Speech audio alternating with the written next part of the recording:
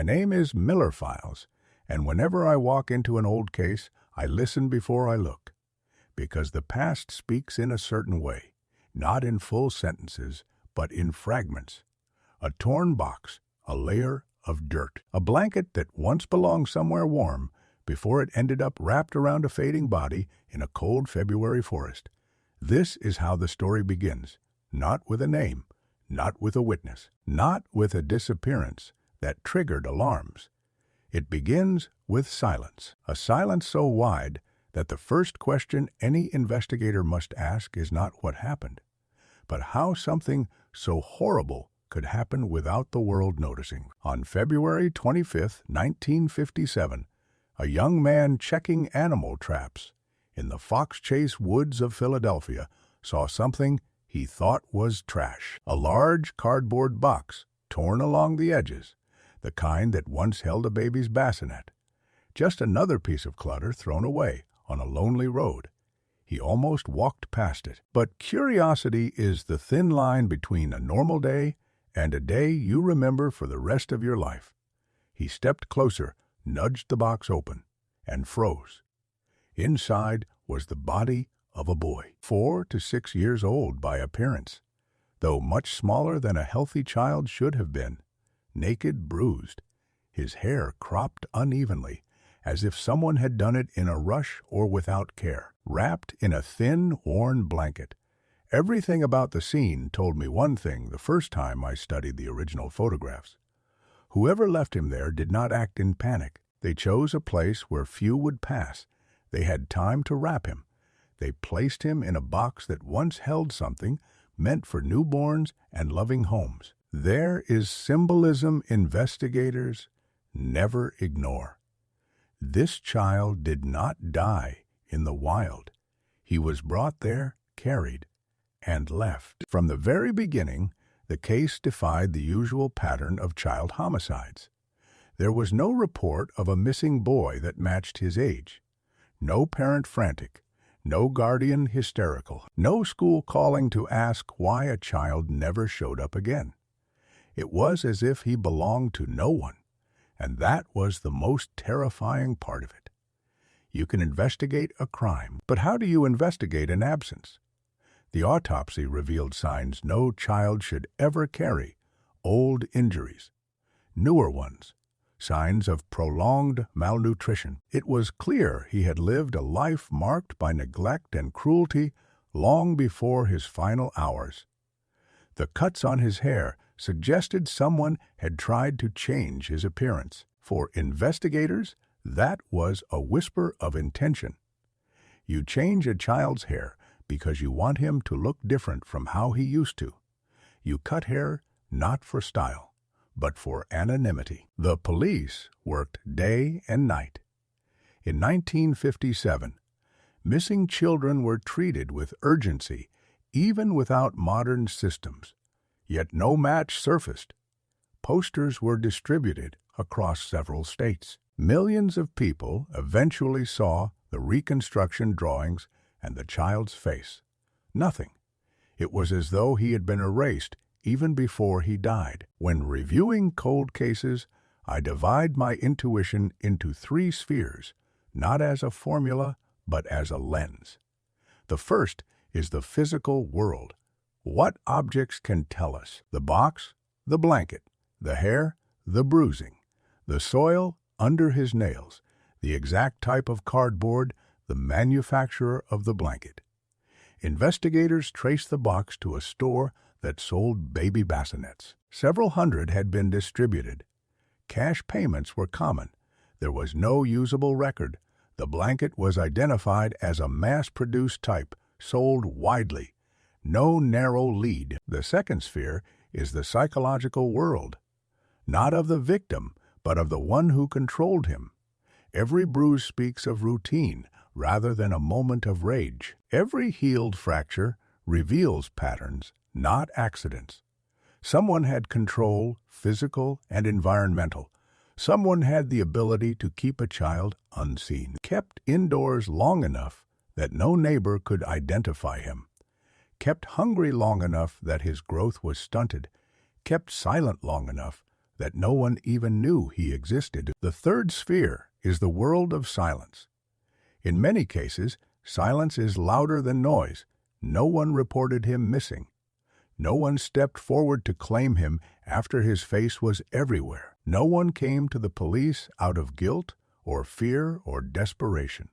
Silence, maintained for decades, is rarely accidental. It is built on fear, shame, or knowledge of something that would destroy reputations or relationships if spoken aloud. Time passed. Years became decades. The boy was buried under a stone that read America's Unknown Child, a name carved for the nameless. Families of detectives visited the grave. Police recruits learned the case as a lesson in how an investigation can be exhaustive yet incomplete. Technology evolved, revisiting old evidence. 1998 brought the first attempt to extract DNA, but the technology could not push far enough. In 2019, another exhumation occurred.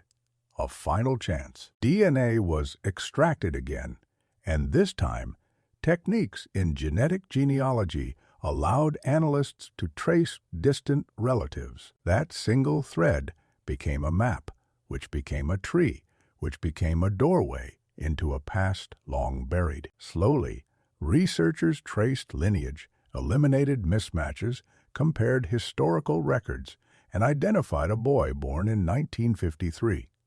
Joseph Augustus Zarelli, a name once whispered in hospital corridors, a name that once belonged to a living child, not a symbol, not a cold case, a real boy, a son, a life cut short. When the name became public in 2022, some believed the case had been solved in spirit, but a name does not answer the questions that matter most. It only sharpens them. How could Joseph live 4 years without anyone outside a private circle, noticing his injuries, his hunger, his isolation? How could he vanish from the world without a single person speaking out? How does a child die, and yet his absence creates no ripples? The first episode ends here, not because the story pauses, but because the darkness around Joseph's childhood is the first chamber of this mystery. To understand the crime, we must understand the world he came from, the families connected to his lineage, the social gaps in 1950s Philadelphia, and the spaces where children could fall through cracks large enough to swallow an entire life. In the next episode, I will walk you deeper into those chambers, into the relationships that shaped his birth, into the secrets that surrounded his upbringing, and into the theories built not on speculation, but on patterns repeated across similar cases in history. But for now, I want you to carry one image. A cardboard box in the winter woods, a small blanket wrapped around a boy who once had a name he could never speak for himself, and the cold wind that still moves through that place, whispering everything we still do not know. The deeper I went into the life that preceded the boy's final moments, the more I realized this was not simply the story of a murder. It was the story of an existence lived behind walls no one outside his household ever saw. An existence that left traces only in bruises, silences, and choices made by adults who feared the consequences of truth more than they feared the weight of a child's suffering. Understanding what happened to Joseph requires stepping back into the social, emotional, and domestic world of mid-century Philadelphia. It requires reconstructing the invisible corridors in which a child could live for years without neighbors forming memories of him, without friends speaking his name, without teachers calling his absence into question. This is not easy, and I do not intend to simplify it. But the past leaves shadows, and if you follow them carefully, they eventually point toward the shape of the truth. When investigators finally placed a name on the boy, the discovery was far more than a genealogical victory. It was a doorway into a family whose history was tangled, strained, and complicated by fractures that stretched across generations. Birth certificates, family records, whispers passed between older relatives, fragments of stories told at kitchen tables during holidays before someone abruptly changed the subject. All these became pieces of the picture, and in that picture, Joseph's presence was not bright. It was dim, faint at the edges, as though he had not been a welcome illumination, but a secret someone hoped would remain dim forever. The environment of the 1950s made it easier for such secrets to live. Society was steeped in notions of propriety and appearance. Families guarded their reputations closely. Anything that suggested instability, scandal, or illegitimacy was often buried in silence. Children could be sent away hidden, handed off quietly, or kept inside the home under the guise of illness or special care. Death certificates could be vague, and those who questioned familial arrangements risked social backlash. In such a world, Joseph's disappearance from daily life could pass unnoticed if the adults around him wished it to be so. But despite the social context, the most revealing clues lie not in broad cultural dynamics, but in the small, intimate signs left on Joseph's body. These marks show a child who did not simply go unseen. He went unheard. The difference between unseen and unheard is important. A child might be seen by neighbors, yet unheard in moments of fear. But Joseph was both. His small size at age 4, his injuries in different stages of healing, these indicate isolation so complete that even chance encounters with strangers were rare. No pediatrician documented his health. No teacher knew his name. No records of immunizations or visits to clinics. The medical silence around him is louder than any scream. When I examine such cases, I picture the rooms the child might have lived in, the corner where he slept, the way light entered through a window he may not have been allowed to approach, the sounds he might have heard in the house, the footsteps of adults, the clatter of dishes, the whispers through walls. A child in isolation still learns the emotional climate of a home. He senses tension more acutely than adults.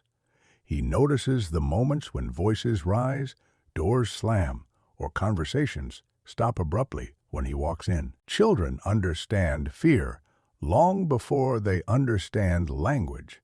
And Joseph, I believe, lived in a world thick with that fear. The genealogical findings revealed that Joseph belonged to a large extended family, many branches, many lives moving forward.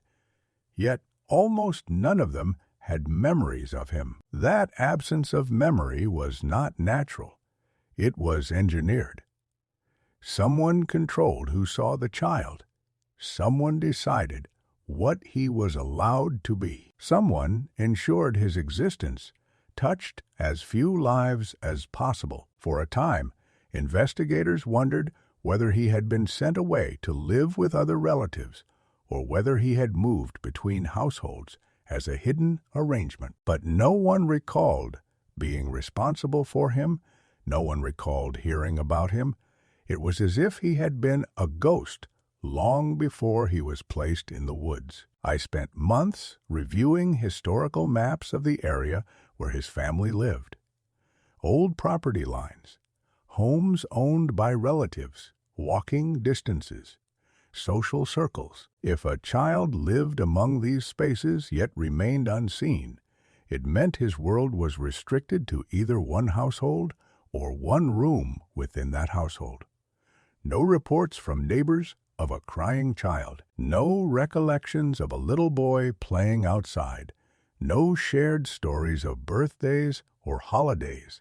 Children leave marks on the world. They laugh, they cry, they run, they fall. They ask questions. They break things. They create noise. But Joseph's life left no such disruptions. This brings us to a critical question. What type of adult keeps a child hidden to such an extreme degree? There are several possibilities rooted in human behavior. Some adults wish to conceal a child's existence because of social shame. Others hide a child because they fear legal consequences, especially if the child's birth was tied to circumstances they wanted to erase. Others simply do not want the responsibility of raising a child. And sometimes there is a darker reason. The person raising the child feels no attachment to him and sees him not as someone to protect, but as someone to control. Every investigator must approach these possibilities not as accusations, but as frameworks to evaluate patterns. And in this case, the patterns lead back to the injuries. Injuries speak with absolute clarity. They are not subject to memory lapses or emotional bias. They tell the truth of what happened inside those walls. Joseph's injuries were not random. They were sustained over time. The malnutrition was not sudden. It was cumulative. He died not of a moment, but of months, perhaps years, of suffering. This is where the investigation becomes more painful, because once you accept that the child was isolated and injured repeatedly over time, you must face a difficult reality. The child was not killed by a stranger. He was harmed by someone who had proximity, control, and perhaps a twisted sense of justification. Whether the death was intentional or the result of sustained neglect, the conditions of his life point to someone within the home or someone entrusted with his care. When I follow this thread, I imagine the final days, the haircut done hastily, the blanket wrapped around him, the box chosen whether for convenience or symbolism, the decision to transport his body into the woods. None of these actions were impulsive. They required time, attention, opportunity, and above all, privacy. Privacy so complete that no witness saw the child in distress.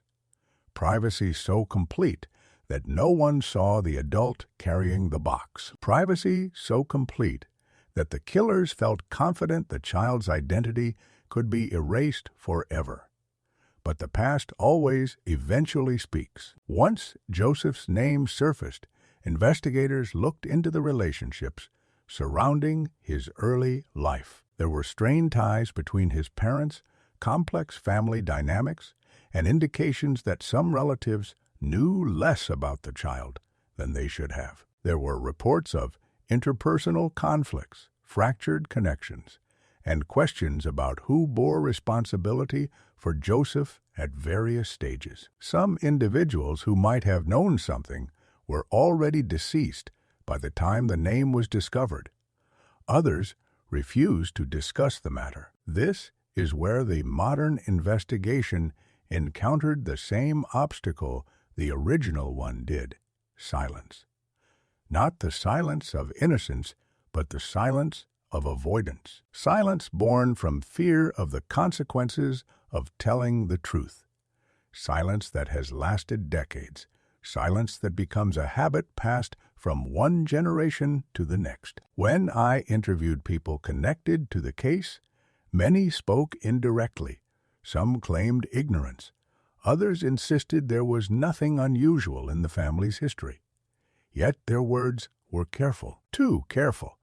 Families often hide internal wounds for the sake of unity, even when that unity is an illusion, and in many cases, those wounds spread downward, touching the most vulnerable first. Children often absorb the hidden fractures of the adults around them.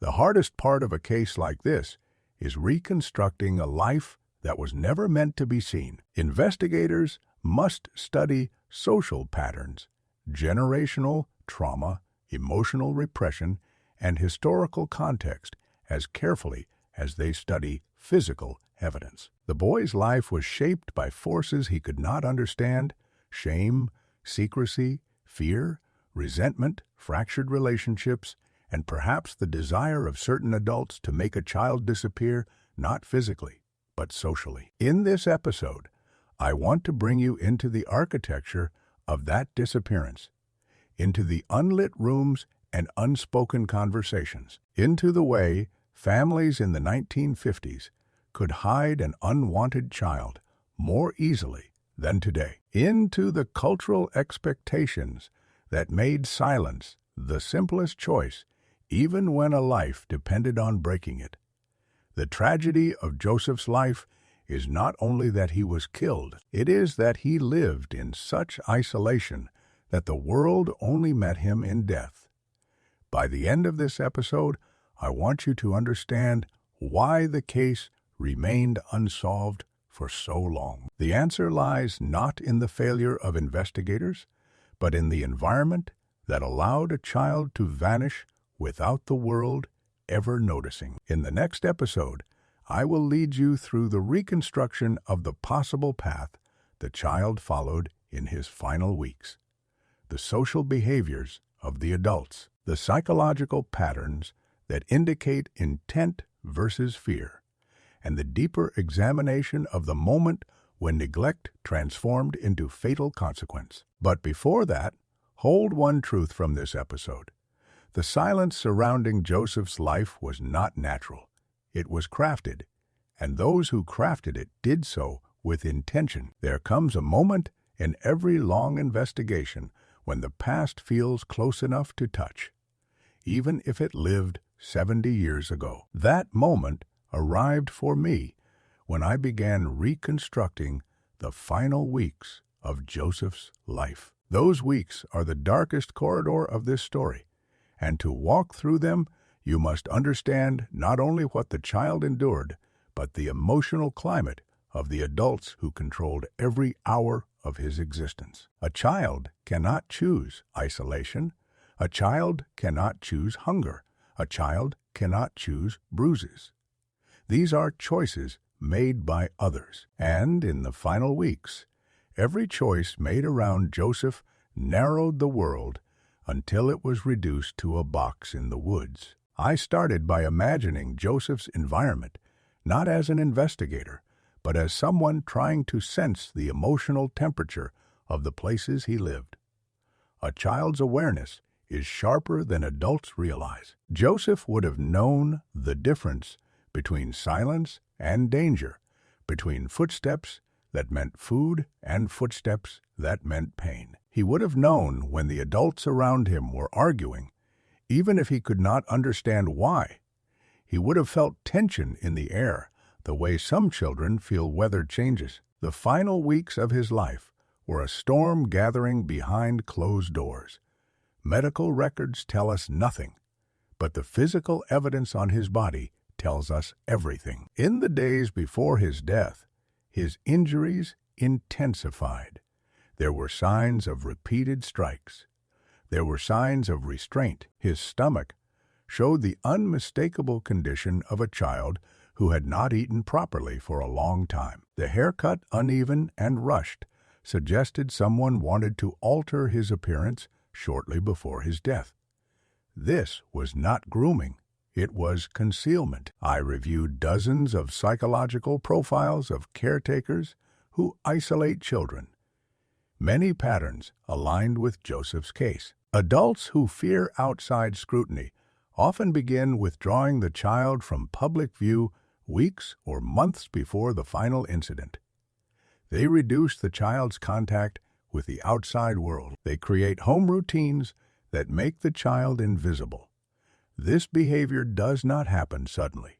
It escalates, and in Joseph's final weeks, the isolation seemed absolute. One question haunted me during this reconstruction.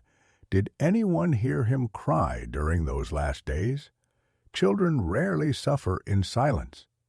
Yet no neighbor ever reported such noises. That means either he was kept far from outer walls, or the home had ways to muffle sound, or he was too weak to cry loudly in the end.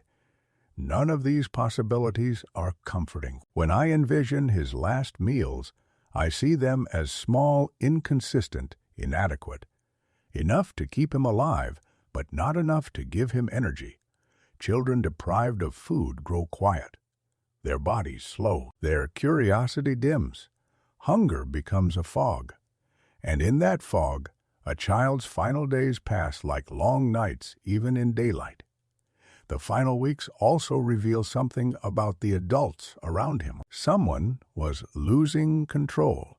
Someone felt pressure.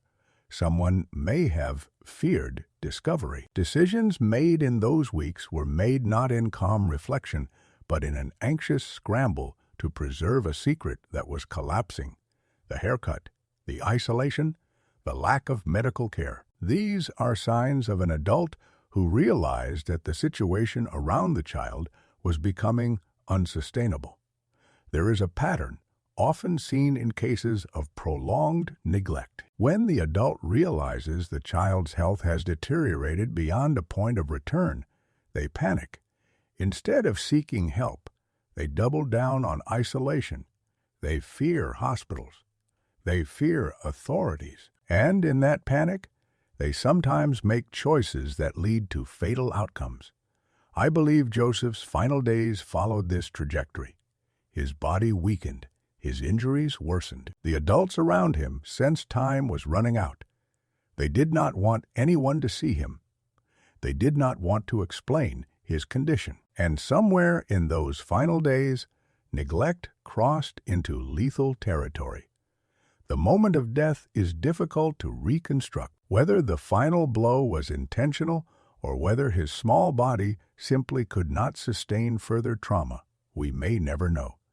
But the emotional state of the adults in those moments is easier to read. Fear, panic, desperation, a desire to make the problem disappear. And out of that desperation came the worst decision of all, the decision to dump his body in the woods. I have stood in that exact place many times. Even though the forest has changed, with new growth covering the land, the space where Joseph was left still carries a coldness. Investigators often speak of emotional residue. The fox chase site has it. The wind there seems quieter, the air heavier. It is a place where the world paused for a moment while someone lowered a child into a box. The logistics of the crime tell us more about the adult responsible. The location was secluded. Reaching it required either familiarity with the area or clear planning. The box was taken from a home or obtained separately. The child was wrapped in a blanket, not simply tossed away. These details suggest not affection, but discomfort, a conflicted conscience. Wrapping the child indicates some lingering human instinct struggling against the horror of the act. Yet the placement in the woods shows full commitment to the erasure of evidence. I have always found the blanket to be the saddest detail. Even though the adult responsible acted with cruelty, that blanket represents a final flicker of humanity, a gesture without love, a gesture without meaning, but a gesture nonetheless. It is the kind of detail that tells you the killer was not emotionally detached. They were trapped between guilt and fear, between the knowledge of what they had done and the desire to hide it. Carrying the box to the woods would not have been easy. The adult likely moved at night or during early morning. The route would have been chosen carefully. They avoided areas with foot traffic. They would have needed enough strength to transport the box, but not so much as to draw attention. Whoever did this did not act in madness. They acted with cold, deliberate steps. When the investigation began, the adults connected to Joseph could have come forward. They could have explained what happened. They could have allowed the world to mourn him properly. But decades passed, and not a single person told the full truth. This ongoing silence is a wound that never healed. As I pieced together the final days, I studied behaviors of those alive at the time. Old police interviews, notes from social workers, long retired, newspaper accounts from the era. And even though none of these sources mention Joseph by name, there are patterns in the adults' lives that match those seen in cases where a child dies under suspicious circumstances. Emotional withdrawal, sudden household changes, disappearances from social events, hesitation when discussing the past. In one interview, a distant relative described the household atmosphere around the time Joseph would have been alive. They called it tense, unpredictable, and cold. They said arguments were frequent. They said children were often disciplined harshly. They said the adults were burdened by secrets no one was allowed to question. When I heard those words, I felt the past shifting into focus. In reconstructing the final days, I also looked at the larger social pressures. The 1950s were not kind to families with internal fractures. Divorce was stigmatized. Children born outside wedlock faced discrimination. Mental health was misunderstood. Alcoholism, domestic violence, and emotional instability were often hidden rather than addressed. In such an environment, Joseph's caregivers may have felt trapped by shame, trapped by fear of judgment, trapped by the consequences of acknowledging the child's suffering. And trapped people make desperate choices. One of the most important questions is this: did Joseph die in the same home where he lived, or was he moved before his death? The evidence suggests he lived in a restricted environment, but whether he died there remains debated.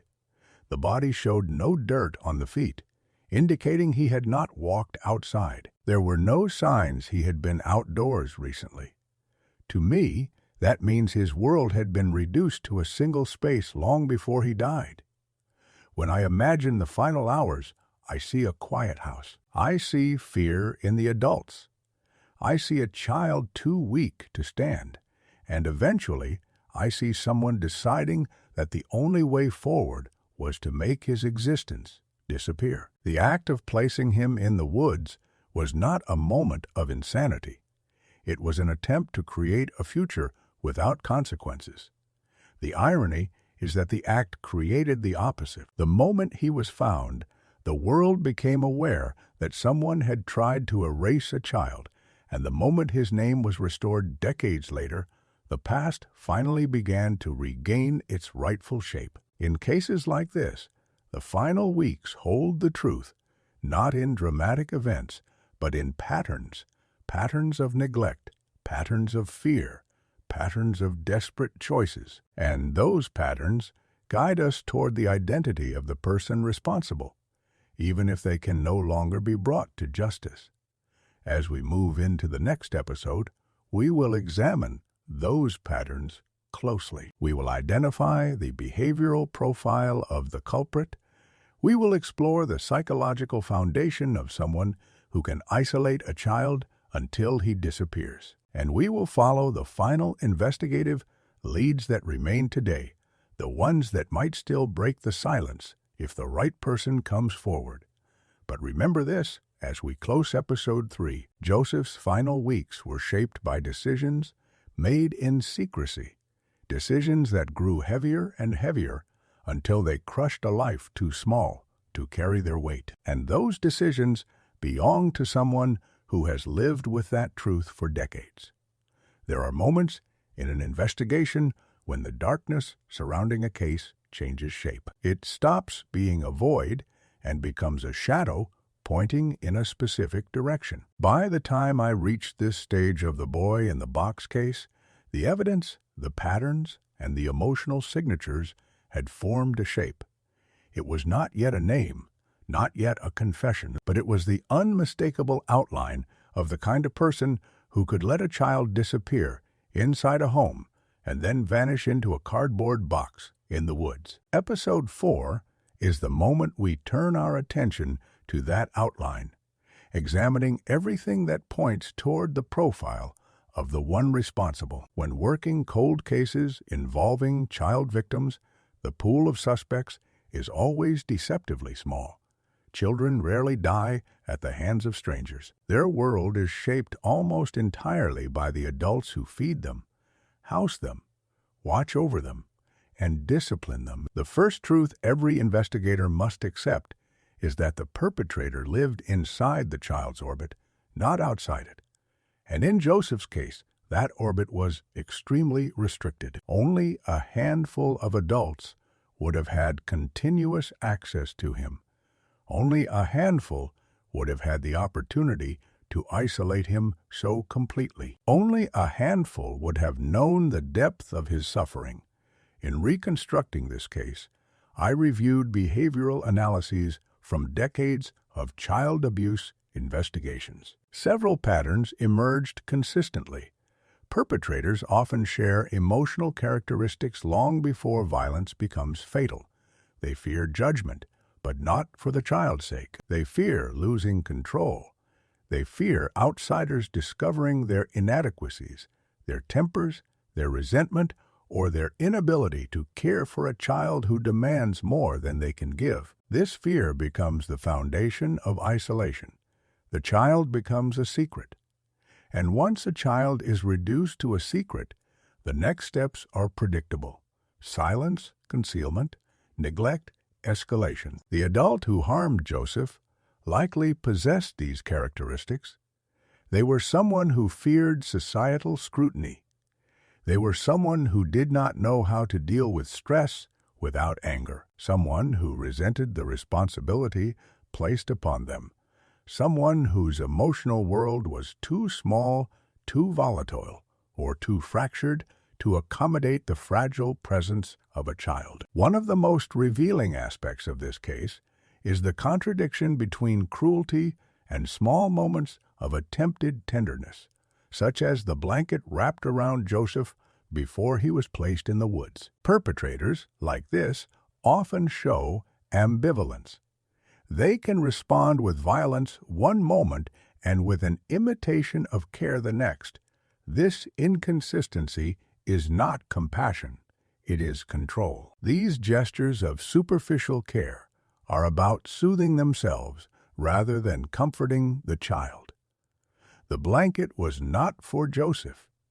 It was for the conscience of the person who left him there. Another key detail in profiling the offender is the haircut, the uneven trimming, the hurried strokes, the attempt to change the child's appearance. This is a hallmark of a perpetrator who fears recognition, someone who wants to distance the child from any identity that could lead back to them. Cutting a child's hair has psychological meaning. It is the attempt to erase who the child was, and it is often seen in cases where the adult believes the situation is spiraling out of control. The haircut is a sign of panic. Panic is the emotional center of this case. Panic explains the concealment. Panic explains the dumping of the body. Panic explains the silence that followed. But panic does not arise in isolation. It grows from months of accumulated stress, guilt, and resentment. These emotions point to someone who was never emotionally equipped to care for a child, someone who felt trapped by obligations they could not meet, someone who may have felt the child's existence expose their own personal failures. When examining the family tree and the relationships surrounding Joseph's birth, multiple pathways emerge, each filled with tension, secrecy, and fractured communication. But even without naming individuals, the pattern is clear. The adult responsible was not a passerby. They were not a stranger. They were someone connected through blood or close proximity, someone expected to care for Joseph, but unwilling or unable to do so. A common theme in similar cases is the idea of the designated caretaker. In many families with complex dynamics, one adult becomes responsible for a child by default rather than by choice. This responsibility hardens into resentment, especially if the caretaker feels burdened, unsupported, or judged. Once resentment begins, love rarely grows. Instead, discipline becomes harsher. Isolation becomes easier. The caretaker withdraws emotionally, then physically. The child becomes quieter, hungrier, sicker, and eventually invisible. This pattern aligns with what happened to Joseph. His isolation was not sudden. It was progressive. His malnutrition was not sudden. It was cumulative. His injuries were not sudden. They were layered over time. This trajectory reveals the emotional decay of the person responsible. They did not simply snap. They deteriorated. And as they deteriorated, the child became the vessel for their frustration. During the reconstruction of the final weeks, I also studied reports of individuals in the extended family who exhibited volatile temperaments, emotional instability, or a tendency toward secrecy. These reports do not name the killer, but they show that Joseph's world was not surrounded by stable adults. The emotional climate of the home in that era, as described by relatives years later, was tense and unpredictable. This atmosphere would have made it easy for a vulnerable child to be harmed without intervention. The most challenging part of profiling this offender is recognizing the duality of their behavior. They were capable of cruelty severe enough to cause fatal injuries, yet they were also capable of calculated decision-making. They prepared the box. They wrapped the body. They selected the location. They traveled with the box. They did not act in rage. They acted in fear of discovery. This duality creates a profile that is both tragic and chilling. It suggests a person who may have genuinely believed they were out of options. Someone who saw the child as a threat to their stability or reputation. Someone who justified their actions in the moment as necessary, even though no justification could ever exist. When interviewing modern-day relatives, I found consistent emotional gaps whenever the topic neared the child's life or the family's past. Some spoke slowly, carefully avoiding specifics. Some contradicted themselves unintentionally. Others refused to speak at all. This silence is not an accident. It is inherited. It is the continuation of a decades-long effort to avoid confronting the truth. There is also a generational element to consider. Secrets maintained by one generation become burdens on the next. Children grow up hearing fragments of stories. They learn which topics are forbidden.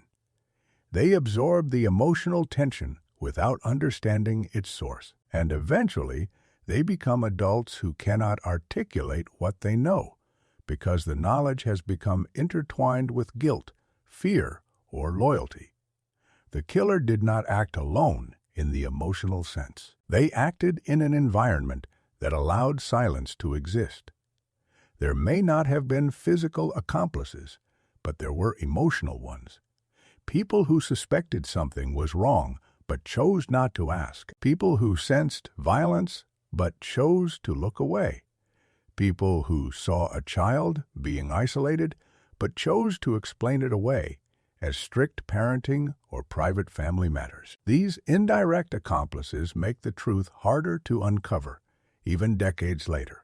When I analyze this case, I do not look only for the hand that delivered the fatal blow. I look for the hands that allowed the situation to happen, the hands that opened the door to secrecy, the hands that maintained the silence, the hands that buried the truth long before the body was placed in the woods. This approach leads to the behavioral profile of the perpetrator, a person who lived in close proximity, emotionally unstable, fearful of judgment, resentful of responsibility, and capable of calculated attempts to hide their actions. A person whose life did not collapse after the murder, but instead continued, perhaps unremarkably, perhaps even peacefully, while the world remained unaware of the child they had erased. The most tragic part of this case is that the killer likely went on to live a long life. They may have had other children. They may have maintained relationships, careers, and reputations. They may have been seen as ordinary by friends and neighbors. This is often the reality in cases of child abuse that end in death. The perpetrator is not a monster in the theatrical sense. They are a human being whose choices became monstrous, and they often hide behind normalcy. As we move closer to the end of this documentary, the question remains whether justice can ever be done. The likely answer is that legal justice may never find its mark. Too much time has passed. Too many people are gone. Too many memories have faded. But narrative justice remains possible. Truth remains possible. And the restoration of Joseph's identity after decades of being known only as the boy in the box is the first step toward that truth. In the final episode, we will confront the present. We will examine the last pieces of evidence still under review. We will look at how the case changed after Joseph's name was made public, and we will discuss the possibility that someone alive today still carries the missing piece, the small detail that could resolve one of the oldest cold cases in American history. But for now, hold on to the truth revealed in this episode. The person responsible for Joseph's death was not a stranger. They were someone who should have protected him, someone who failed him slowly, repeatedly, and deliberately, someone who chose silence over accountability, someone who walked away while the child they were supposed to love was left in a cardboard box. There is a point in every cold case where the past and present meet. It happens quietly, without ceremony, like two long shadows touching at dusk. Episode 5 is that moment. It is where the 70-year-old silence surrounding Joseph's life collides with the modern investigation, the technology that gave him back his name, and the uncertain future that still holds the last missing piece. Everything before this episode has been reconstruction. This final chapter is confrontation. When Joseph's identity was made public in December 2022, the world reacted with a mix of relief, sorrow, and disbelief. For decades, he had been known only as the boy in the box, a nameless child, a symbol of loss, a haunting reminder of unfinished justice. But suddenly, he had a name, a birthday, a lineage, a place among the living and the dead. The moment his name was spoken aloud, a fracture formed in the silence that had protected his killer for 6 decades. A name is powerful. A name removes the invisibility that someone once tried to impose on him, and a name calls to those who still remember fragments of truth. The investigation did not end with identifying Joseph. In many ways, it began again. Doors opened, old records resurfaced. People who had long avoided discussing the past were approached once more. Family members who had heard whispers but never dared to ask questions found themselves confronted with the truth they never expected to face. One of the most important parts of the renewed investigation was uncovering emotional clues hidden in those who had lived near the center of Joseph's world. When I spoke with individuals connected to the family, a common pattern emerged. Their memories were fractured, their sentences clipped, their eyes wandered when the conversation drifted toward certain years. Trauma has a strange way of shaping language. People who know the truth but fear the consequences speak in incomplete stories. They reference feelings, not facts, atmosphere, not details. And while no one said the words directly, the weight of what they avoided said enough. The adults who lived with Joseph in his earliest years carried the truth with them. Some took it to their graves. Others buried it under layers of rationalization and self-protection. Silence became a habit, a shield, and perhaps even an inherited family rule. It was easier to pretend the boy never existed than to face what his existence revealed about the failures of those responsible for him. Modern forensic genealogy painted the family tree in sharp detail. It revealed connections. It revealed proximity. but it could not reveal complicity. People do not leave fingerprints on secrets. Secrets leave fingerprints on people. You can hear it in the hesitation of their voices. You can see it in the way they choose their words. Some know more than they admit, not because they witnessed the act, but because they sensed its aftermath. One of the most striking details from post-identification interviews was the consistency of emotional reactions. No one expressed shock that the family was connected to a tragedy. Instead, they expressed surprise that the truth had finally surfaced. This is not the reaction of people who believe the family history was clean. It is the reaction of people who knew something had been buried all along. In one conversation, a relative paused for a long time before speaking. They said the family had always carried a shadow, though no one talked about where it came from. A shadow does not form without a source, and that source was Joseph. When investigators attempted to piece together who might have been responsible for Joseph's care in his final months, they discovered conflicting accounts. Some family members believed he had been sent to live elsewhere. Others claimed they never knew he existed. Others described tension, arguments, and emotional instability among adults in the household during the years surrounding his birth. These contradictions are not signs of innocence. They are signs of selective memory. Selective memory emerges when people want to remember only the parts of the past that do not hurt. The present-day investigation faces a painful reality. Many of the adults who could have provided crucial information are deceased. Others are elderly.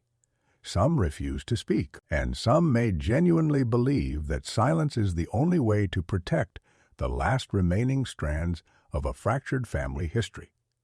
But even with these obstacles, the investigation is not at a dead end. Modern tools allow investigators to reconstruct timelines with precision. Public records, old census data, employment histories, property deeds, and archived documents continue to reveal new context. These details may seem mundane, but mundane details often hold the truth. A sudden change of residence, a hospital visit that was never explained, a gap in employment, a child who appeared in family photographs one year and disappeared the next.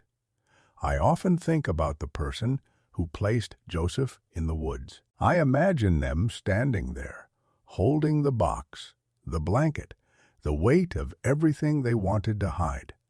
That person believed time would protect them. They believed the absence of a name would erase the child forever. But time is not the protector they imagined it to be. Time changes the world. Time builds tools that reveal secrets. Time leads strangers to care about a child they never met, and time eventually collapses silence under the weight of truth. The greatest challenge in the current investigation is the absence of direct testimony. Cold cases thrive on small details, but they are solved by courage. Someone alive today carries the final detail. Someone who lived in the orbit of Joseph's family. Someone who overheard conversations as a child. Someone who saw a look, a gesture, a bruise, a moment of fear. Someone who remembers the adult's behavior during the time Joseph would have been alive. That person may not know they hold the missing piece, or they may know exactly what they hold and fear what it would mean to speak it aloud. But every cold case reaches a moment when silence is no longer the strongest force. That moment arrives when the truth becomes heavier than the fear of it. And we are close to that point now. The release of Joseph's identity has already changed the landscape. It has shaken the dust off memories people tried to bury. It has forced the past into the light. Modern investigators are reviewing several key elements. These include the social dynamics of the household, the psychological profiles of the adults, the movements of family members during the early 1950s, and the inconsistencies in personal accounts. They are also analyzing patterns in the injuries found on Joseph's body, cross-referencing them with known behaviors from similar cases. Each new detail refines the profile of the likely perpetrator, and each refinement narrows the circle. Yet, the greatest truth of this case is this: the person responsible may already be gone. They may have died without ever confessing. If that is true, legal justice will never be served in the traditional sense. No courtroom verdict, no sentence, no confrontation between victim and killer. But justice is not only found in courthouses. Sometimes justice is found in naming the victim. Sometimes justice is found in exposing the truth, buried in silence. Sometimes justice is giving a child back the identity that someone tried to steal. When I stood at Joseph's grave after his name was restored, the stone bore the words Joseph Augustus Zarelli. Beneath that name lay a truth that will never be erased again. He was a child who lived, suffered, and deserved better. He deserved a family that protected him. He deserved a world that saw him. Instead, he was hidden in life and abandoned in death. But the world sees him now. In the final phase of this documentary, I ask anyone who carries even the smallest memory to come forward. Memory is fragile, but it is powerful. It can rebuild timelines. It can confirm suspicions. It can break silence. Someone alive today knows something. A detail, a phrase, a story told in whispers. A sudden change in the behavior of an adult. A rumor that floated through the family decades ago. These fragments matter. They are the difference between a case unresolved and a case closed. I cannot promise legal closure, but I can promise this: if the truth comes to light, even after 70 years, it will matter. It will give Joseph what he was denied in life: acknowledgement, dignity, and the justice of being remembered. As I close this story, I do so not with finality, but with an invitation. Joseph's case remains open. It remains alive, and somewhere out there, the missing piece of this mystery still exists. If you are listening and you know even a small part of the truth, this is the moment to speak. Not for the sake of punishment, not for the sake of scandal, but for the sake of a child whose voice was stolen. I am Miller Files, and I will not close this case.